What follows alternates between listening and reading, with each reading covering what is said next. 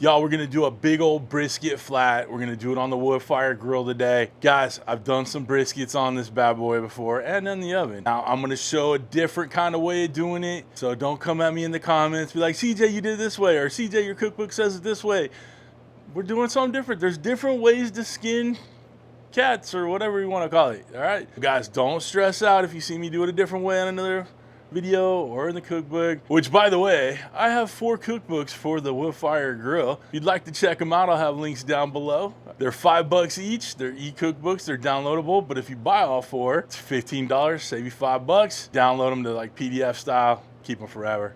Good stuff. But the way I'm doing it here, it's not necessarily the way it's in the cookbooks, not necessarily the way I've done the videos. So bear with me, chill out in the comments, all right? We're gonna look to maximize flavor on it. We're gonna look to maximize tenderness like you want in a brisket, okay? This isn't Texas style, this isn't Cali style, whatever. It's just the way we're gonna put the brisket together. What we did so far, we got a little over a 4-pound brisket flat. Now basically this looks like the butcher at the store just cut the brisket in half. So there's a little bit of point muscle on there too. I did minimal trimming on it. In fact, I did probably the worst trimming job I've ever done on a brisket. I said maybe besides the first brisket I ever did on this one. So it doesn't look pretty, but it got the job done. A nice divot on the top, trying to get that silver skin off the bottom, cut into it way too much. Guys, it is what it is. Basically with your brisket trimming, you just want to get the fat cap down, that hard fat, right? You want to get some silver skin off of there. Gonna trim off any edges that'll burn, those scraggly bits, okay? So I was just, it is what it is on this one. Didn't do that great of a job, but got the job done. So when you got your brisket flat and you're cooking it and you finish it up, you're going to want to cut against the grain, right? And that's how most meats go. In order to see that, cut a little slit in it where the grains run. So we'll know to cut, you know, perpendicular to that slit. So we'll have it nice, nice tender slices of brisket, right? Right. We seasoned it up with some Circle Star brisket rub. This was given to me when I was out in Texas. I was visiting the Dogfather's Barbecue, and a gentleman there handed it to me. Want me to give it a try, so I'm gonna give it a try. I'll let you know how it is. I'll put a link down below if you want to try it. I like it that it's not a very coarse rub, so it's gonna soak really well into this brisket. Once I got that done, we threw the temp spike in there, temp spike plus. Again, links down below. And with my link, you save a little bit of cash with the two, so check it out. Bluetooth wireless thermometer, I use it on a lot of my cooks. Love it. It's really reliable, okay? How we're gonna build that extra flavor on this brisket? Okay, we got different ways of doing it. One with the pellets. We're gonna use some Smokin Pecan pellets. Now these are made from pecan shells. This isn't wood pressed, they have a bunch of oils in there or whatever. These are all natural. I really like using them. They produce tons of smoke, last for a lot longer than wooden pellets. So that's the first one. If you guys get yourself some of these pellets, throw in the comments or the notes when you order it that CJ sent you. It's a great company. I want them to know I'm working for them, and there to help them out. Small business, you know how I love helping small businesses on here. So do me a favor, just note that CJ sent you from Cooking with CJ. So we got the Smokin Pecan pellets in there. I may go for a second cup of pellets once those first ones burn out. I want to hit this thing hard with some heavy duty smoke, okay? So I will let you know as we go, but I think that's where my head is at on this one. We'll have to see how long that first batch burns, how much smoke we get, all that good stuff. So, you want to make sure you follow this to the end so you can see how we do it, right?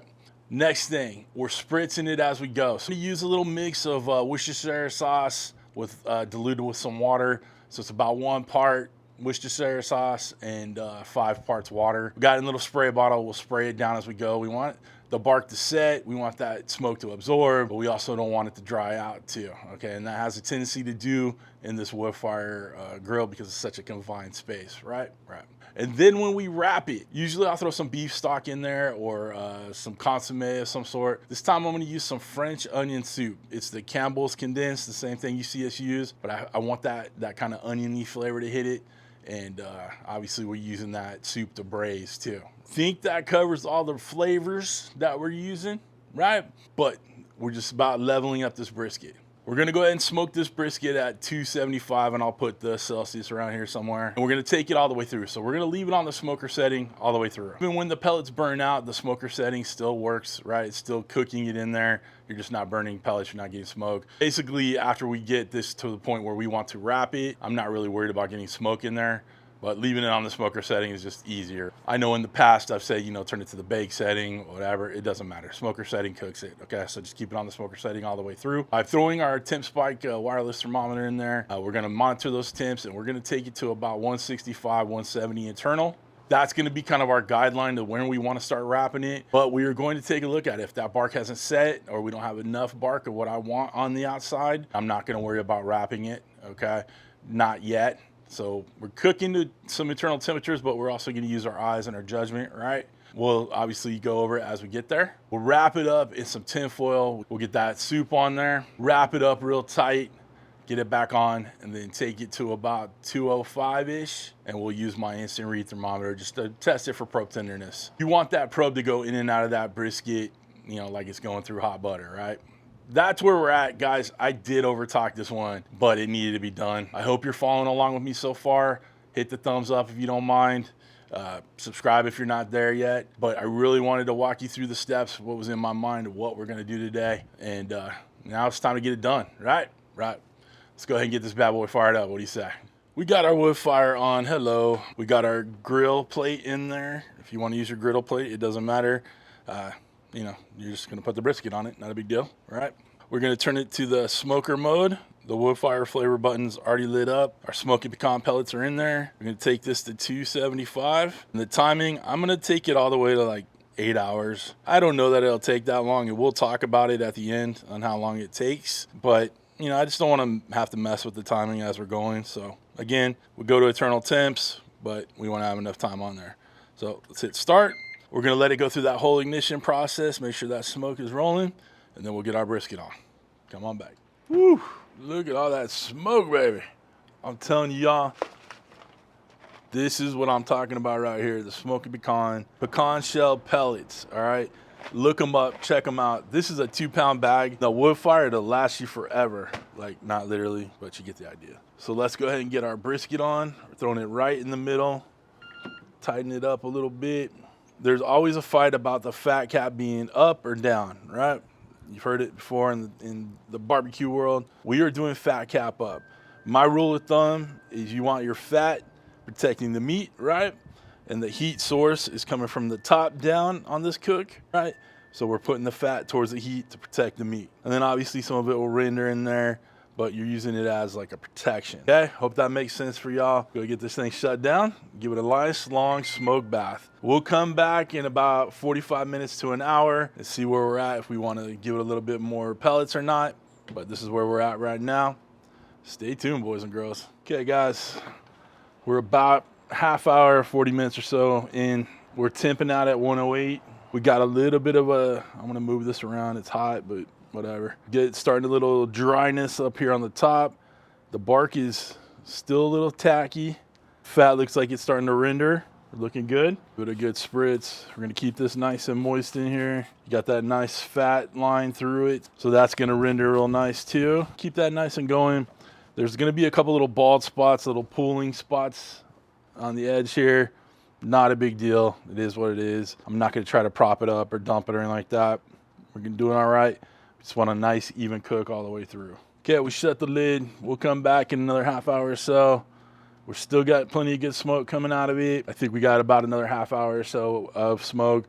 So once that's done, we'll see where we're at with the bark, and then we'll decide if we want to put a little bit more pellets in there. Guys, we're coming up on about 170 internal. I spritzed it a couple of times. I didn't feel like I needed to come back every single time, but you just keep an eye on it. You want to make sure that we have a nice you know, moistness in there. Moist, hashtag moist. So let's go ahead and get it. Oh, the other thing is I only used 1 cup of pellets. It came up to temp relatively quickly. We're about hour, 15 minutes into the cook. I really didn't feel like I wanted to put extra smoke in there, so I did not use 2 cups of pellets. If you would like to use 2 cups of pellets and just let it keep running like this, all you do is clear out any ashes in there. Use a heat safe glove, okay? You don't want to burn yourself, right? Dump out any ash you got, okay? Safely, carefully. Throw another cup in, hit that Woodfire flavor technology button again, and that will fire it up and let it go through that, you know, that ignition process, all right, and get that smoke rolling again. But I just feel with the pellets and the timing of the coming up to temperature, I just feel with using those Smokin Pecan pellets, I got that good, clean, flavorful smoke, and that they last a lot longer. I feel like we got all the smoke we probably need, and now it's time to wrap it up, so there's no point in putting more pellets in. Cool? Cool. All right, let's get it down here. We'll get it wrapped up. All right, guys, let's take a look. Getting a little close up here. You can see there's a little bit of pooling. Not a big deal. All right, but we got some nice color on there. The bark is looking good. We have some nice fat render from the side right here. And then the other side, like I said, we got that pooling. It is what it is. All right, let's go ahead and get this on here. I'm gonna pull this out. Pull that temp spike out real quick. We'll get it on the foil over here. Foil bolted up pretty good here. Now let's add this soup. This is just like that, the layers of flavor. You know what I'm saying, y'all? And this is gonna help braise, but also, you know, level it up, right? I'm gonna give it a little bit of spritz of the W sauce mix. Just adding a little extra flavor. Now let's get it wrapped up tight. I went ahead and I did a double wrap on it just in case. You don't have to if you don't want to. It's pretty heavy duty tin foil. Got our temp spike plus back in. We'll shut this down and take it to about 205, 210. Right, team, we're 3 hours in. We're temping out at 207 on the temp spike. So now I want to go in with my lightning probe right here. And I just want to test for probe tenderness. Now that feels a little tight right there, even though it's temping out at 209. I don't know if it's coming through, but it's feeling a little tight right there. Go over here. Again, still feeling pretty tight. So even though it says it's up to temperature, theoretically it's up to temperature, we are going to let it go a little bit more. So we're about 3 hours into the cook right now. I think we should let it go for another half hour, 45 minutes out here, and then we'll take it off and let it rest. Y'all, we are into it for another 45 minutes or so. Probe and tender now. It just need a little extra time to break down those fibers and those collagen in there and all that. So we're gonna go ahead and take it off the wood fire right now, wrap it in a towel, and we're gonna let it rest at least an hour. Okay, maybe a little bit longer, but let it go at least an hour. Let everything just kind of chill out, reabsorb, rest, all that stuff. Let's go ahead and get it done.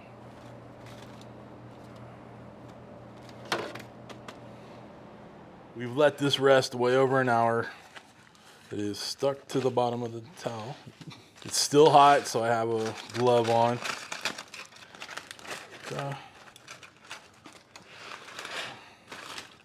Let's take a look. Whew, that's hot. So we got a nice, beautiful color on there, right? Plenty of au jus, right? Or jus, as it will. So we're gonna slice this up, and we're gonna put the brisket back in that goodness right there. All right, let's get it out and slice it up. So you can see right here, this is the point muscle, so there's not very much of it. So we're gonna just cut it all in one deal. We're not gonna try to like move it around one way or another. See the grains are going that way, so we're gonna cut perpendicular to it, right? We're gonna cut against the grain. I know I'm gonna get asked, this is the Dalstrong Pitmaster Shadow Black series knife. I'll have a link down below for it, okay? So we're just gonna slice all the way through these. Just doing little 1/8 inch slices. So I'm gonna pick a slice out of here and we'll check the bend test. This lets you know that it's done, right? Nice and flappy. The pull test, you can see there's no resistance when you're pulling it, right? It's a little hot on this hand. This hand has a nice covered glove, but looking good. Let's go ahead and get in there and give it a bite. All right, y'all, let's give this thing a taste. I got a nice little piece of the point with the fat and the flat, all that good stuff. It's all there.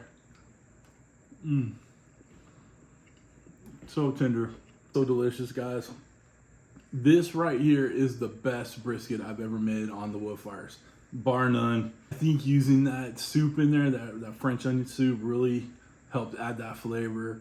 We gave it some extra time. Even though the temp hit that 205, 207, right in that area, even though that's usually the parameter I use for pulling a brisket, we let it go for another half hour, 45 minutes till it got probe tender.